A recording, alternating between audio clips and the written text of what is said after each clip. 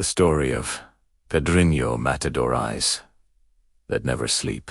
Pedro Rodrigues Filho was born in a quiet Brazilian village place that looked peaceful from the outside. The kind of town where people expected life to unfold gently. But Pedro entered the world marked by violence before he even took his first breath. His mother had been kicked hard while pregnant with him, by the very man who was supposed to be a father. He grew up hearing more than he spoke, watching arguments ricochet around his home, seeing the exhaustion on his mother's face, and wondering silently whether this was normal. There was always a question in his young eyes.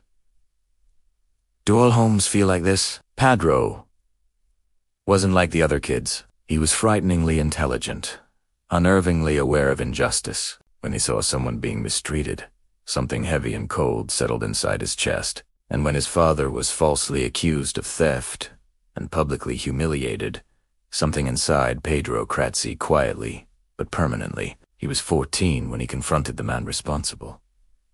Pedro didn't yell or threaten. He simply stood there calm, still, and focused. It was that silence that terrified the man.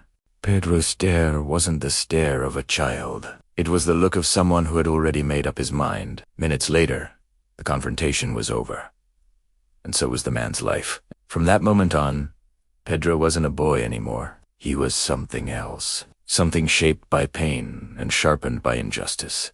He ran away, slipping into the world of the streets and small-time gangs, though he never fully belonged there. Pedro had his own code called, precise, and carved from years of watching cruelty. For a brief time, he found peace with a woman named Maria. Her laughter softened him, and something in her eyes reminded him of a life he could have had. But the world Pedro lived in does not tolerate light. Maria was killed during a dispute between drug dealers, and with her death, the last calm place inside him collapsed. Pedro hunted the man responsible with the quiet patience of a predator. He shadowed him for days, letting the man feel the presence of something closing in. When Pedro finally confronted him, the man didn't scream, he simply froze. What terrified him wasn't Pedro's voice, but his eyes, cold, fixed, already delivering judgment. Then came the small gang who kidnapped a young girl from a poor neighborhood. Pedro didn't know the girl, but he knew what they did to her and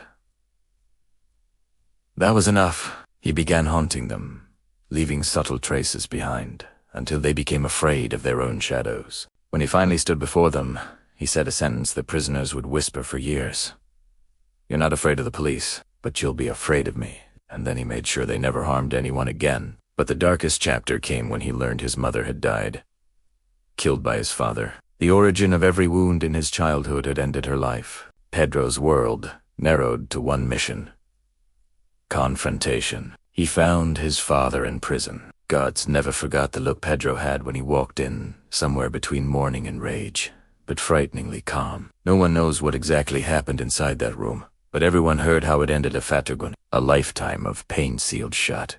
Pedro was arrested soon after and entered prison while still young. But behind bars, he wasn't just another inmate. He was feared. He could somehow sense what crimes the other prisoners had committed, and he passed his own form of judgment. He became known as the killer of killers. He claimed more than 100 victims, while police confirmed around 70. His sentences totaled over 400 years, though Brazilian law allowed a maximum of 30.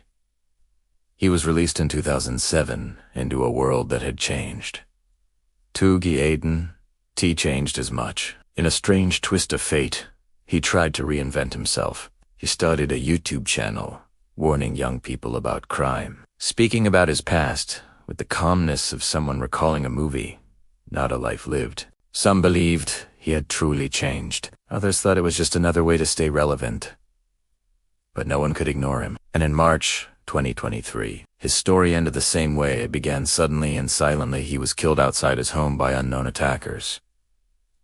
Police didn't dig too deep. It was as if fate had simply closed the final chapter. Pedrinho Matador lived his life in the shadows and died in them. But the legend stayed behind, whispered across Brazil.